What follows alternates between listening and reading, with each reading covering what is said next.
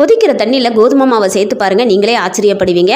ஒரு பாத்திரம் எடுத்திருக்கிறேன். இந்த கிளாஸுக்கு 1 கிளாஸ் கோதுமை மாவு சேர்த்துக்கிறேன். மாவுக்கு தேவையான அளவு உப்பு சேர்த்துட்டு 1 கிளாஸ் மாவுக்கு 2 கிளாஸ் தண்ணி எடுத்துக்கணும். 1 கிளாஸ் தண்ணியை மாவுல சேர்த்து நல்லா கரைச்சி எடுத்துக்கலாம். அதுக்கப்புறம் கொஞ்சம் கொஞ்சமாக தண்ணி சேர்த்து அந்த 1 கிளாஸ் தண்ணியையுமே சேர்த்து நல்லா கட்டி இல்லாமல் இந்த மாதிரி கரைச்சி எடுத்துக்கோங்க. நீங்கள் கிண்ணத்தில் கிளாஸில் 1 கிளாஸ் மாவு எடுத்தீங்க அப்படின்னா 2 கிளாஸ் தண்ணி கரெக்டான அளவு. கட்டியே இல்லாமல் இந்த அளவுக்கு கரைச்சி எடுத்தாச்சு. அடுப்பான் பண்ணி மண் சட்டி வச்சிருக்கேன். அடிக்கனமான பாத்திரமா எடுத்துக்கோங்க. மாவு எடுத்த அதே கிளாஸுக்கு 1 கிளாஸ் தண்ணியை சேர்த்துக்கலாம். சேர்த்து நல்லா கொதிக்க விடலாம். மொத்தம் 3 கிளாஸ் தண்ணி சேர்த்துருக்குறோம். தண்ணி நல்லா கொதிச்சதும் நல்லெண்ணெய் இல்லைன்னா நெய் சேர்த்துக்கோங்க. கரைச்சி வச்ச கோதுமை மாவை கொஞ்சம் கொஞ்சமா சேர்த்து கைவிடாம கிளறி எடுங்க. கொஞ்ச நேரத்திலே மாவு திரண்டு நல்லா கெட்டியா வர ஆரம்பிச்சிரும். மாவு கெட்டியா வர ஆரம்பிச்சதும் நல்லா ஒண்ணு சேர்த்துட்டு மூடி போட்டு லோ ஃபிளேம்ல 10 நிமிஷத்துக்கு வச்சுக்கலாம். மறுபடியும் திறந்து கிளறி விட்டுட்டு மறுபடியும் லோ ஃபிளேம்ல 10 நிமிஷத்துக்கு வச்சு கிளறி விடுங்க.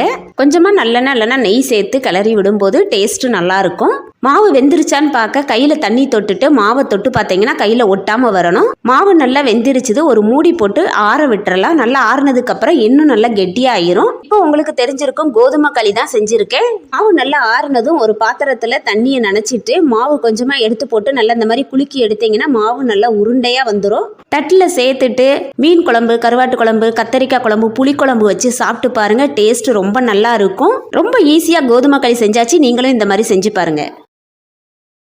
Download ShareChat.